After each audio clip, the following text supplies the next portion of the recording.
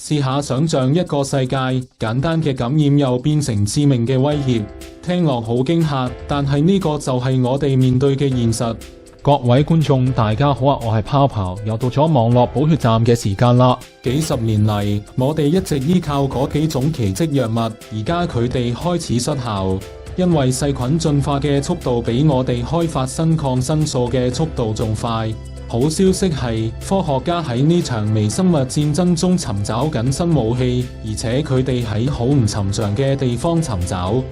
找超級抗生素嘅比賽已經開始，科學家開始變得有創意。我哋已經用盡咗傳統嘅資源，例如真菌同合成分子，研究人員正轉向洞穴同海洋深處，尋找可以抵抗抗藥性細菌嘅新生命形式。其中一個特別引人入勝嘅地方係海底，生命喺極端環境中適應生存，可能進化出對抗細菌嘅獨特防禦機制。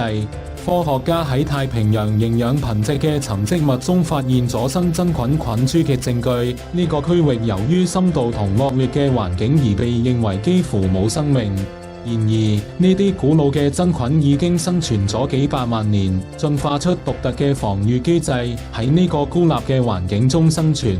佢哋唔單止生存，仲繁榮發展，暗示佢哋可能進化出對抗細菌嘅獨特防禦機制，類似於生產青霉素嘅微菌。泡泡認為呢啲真菌，甚至包括青霉素嘅真菌，可能代表抗生素開發嘅新領域。尋找新抗生素嘅比賽係一場令人興奮嘅與時間嘅競賽。呢啲古老真菌嘅發現證明咗生命嘅韌性，以及喺最唔可能嘅地方尋找隱藏寶藏嘅潛力。如果能夠利用呢啲真菌，佢哋可能係新時代抗生素開發嘅關鍵。泡泡研究後得知，佢哋喺獨特嘅環境中生存咗幾百萬年，面對過無數嘅挑戰，包括細菌。佢哋提供咗一批新鮮嘅武器，用嚟對抗日益嚴峻嘅抗生素耐藥性威脅。我哋需要重新思考對抗生素嘅態度，限制佢哋嘅使用，